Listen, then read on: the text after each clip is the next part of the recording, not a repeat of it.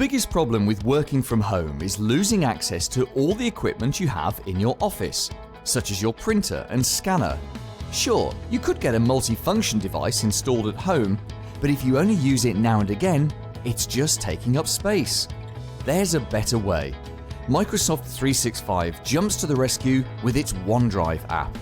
Download the app to your mobile device or tablet and it becomes a handheld scanner. Just tap the scan icon, select Document, and hit the white button as if you were taking a photo. You can even sign or draw on the scanned document by selecting the pen icon. Then tap Done, enter a file name, and save the document. You can now find it in your OneDrive and share as you want. Easy!